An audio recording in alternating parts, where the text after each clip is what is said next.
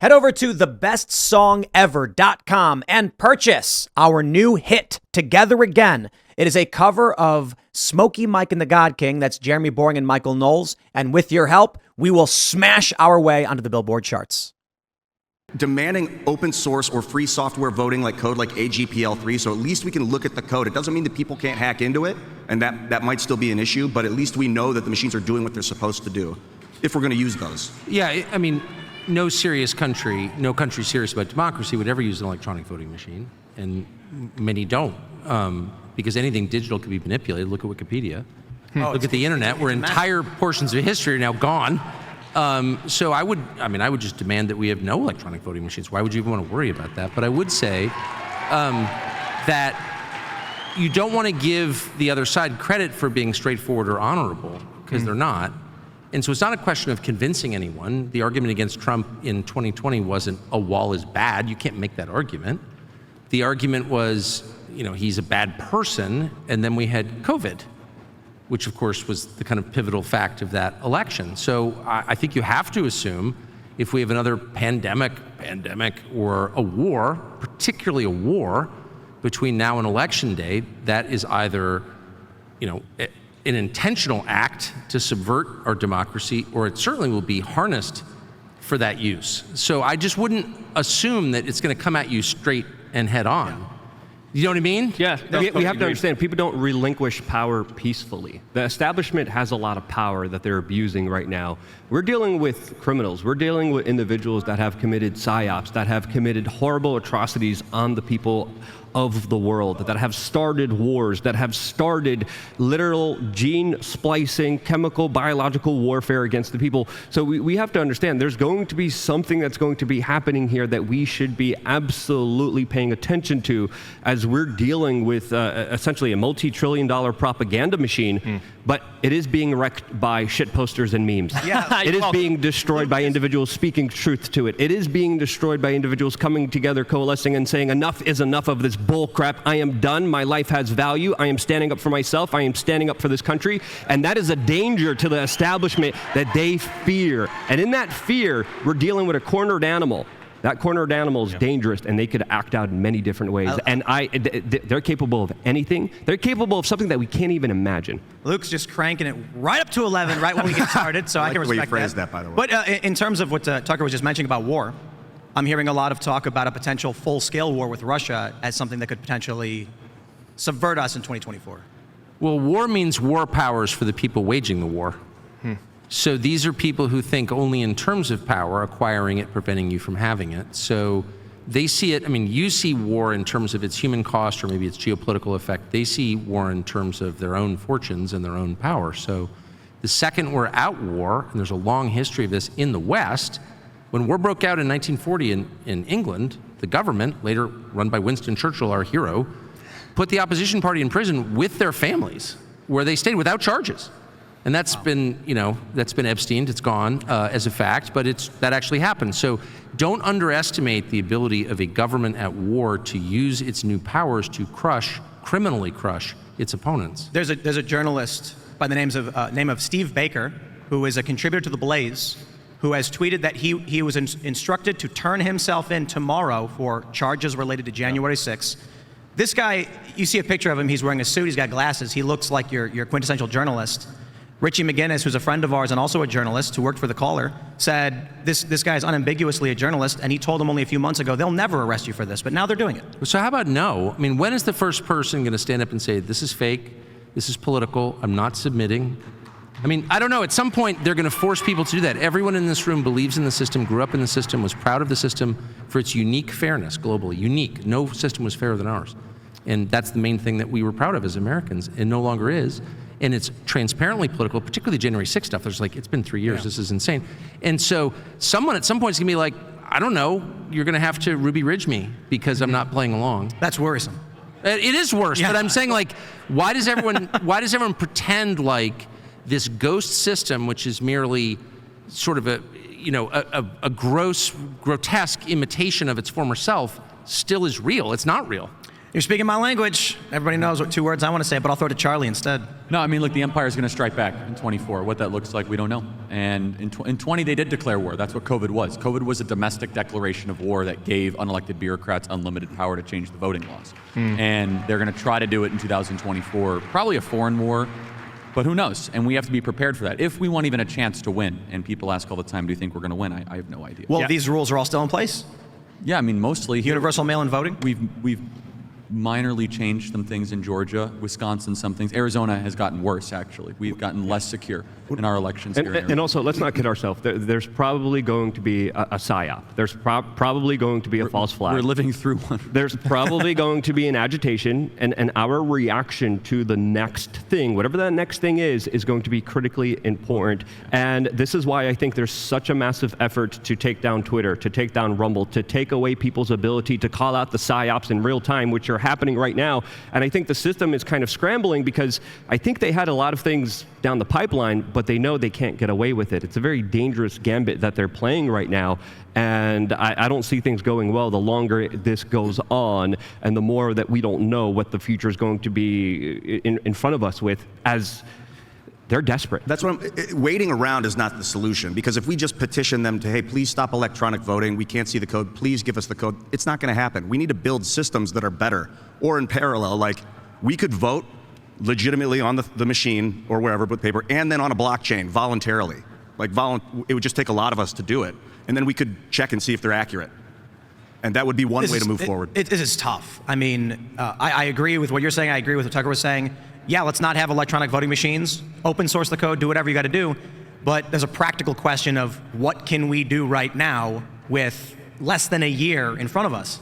The best thing is use X and Twitter, because it's obviously a threat to them. They wouldn't want to shut it down or go after Elon if it wasn't working. The greatest hope we have in 2024 is we have a sliver of the public square back that we didn't have in 20.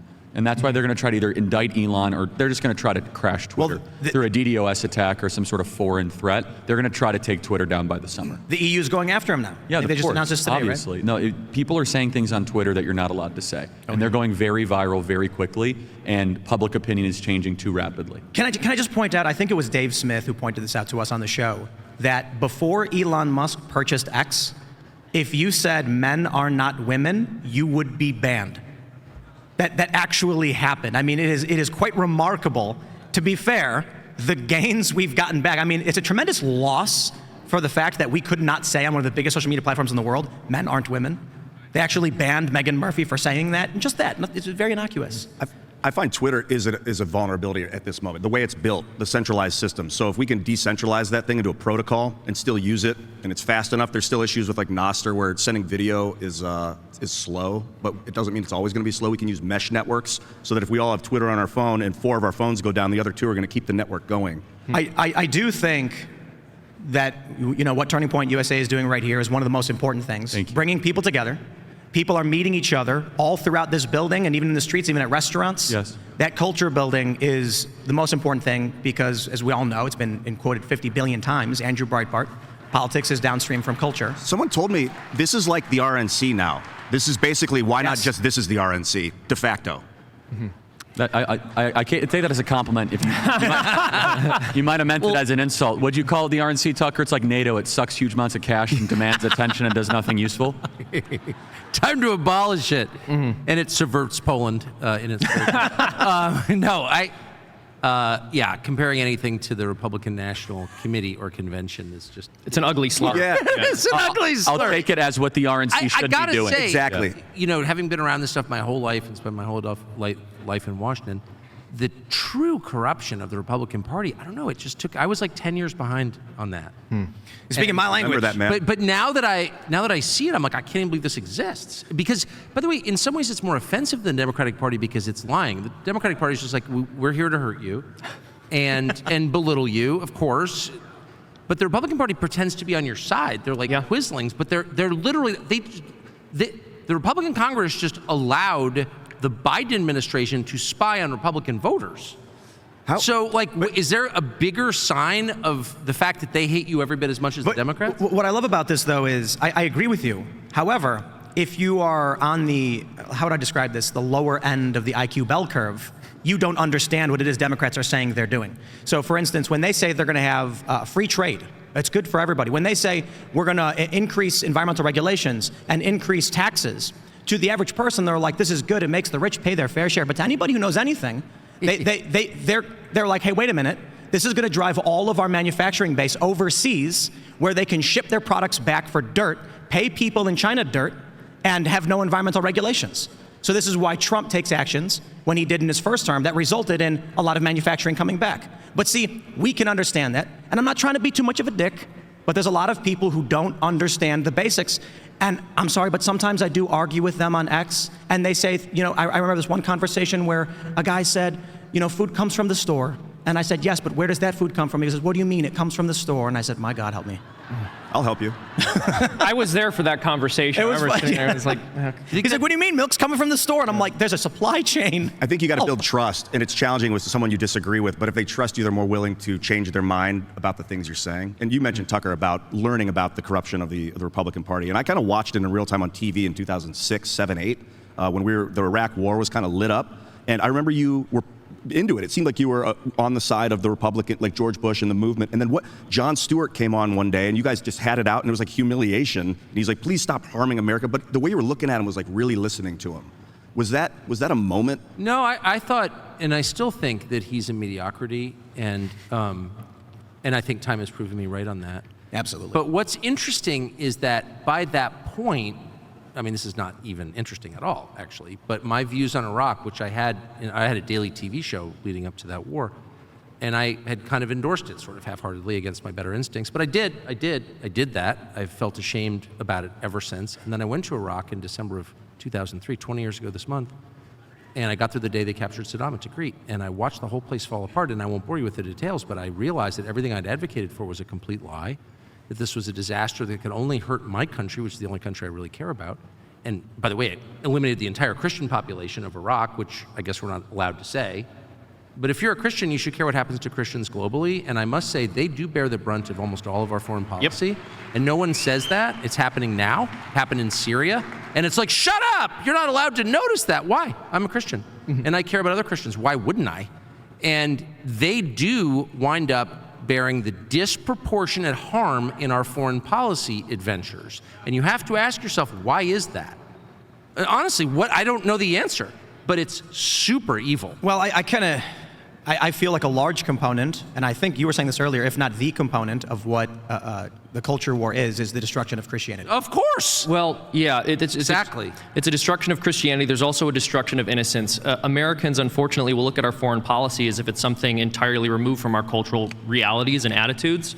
But the truth is, we have promoted a callous disregard for human life over the course of decades because abortion was legal nationwide across this country prior to the overturning of Roe. And if you think sending women the message and men the message that they can wage war against their own unborn children does not have effects on the global stage, and that a person who doesn't have to care about the life of their unborn child is supposed to care about children in Gaza or Yemen, you're out of your mind. Yeah. But unironically, a lot of these neocons, they're usually pro-life, even though they want to start World War III and they want to send your kids to fight a foreign war. But that's why they're pro-life. They need more babies to go send to war.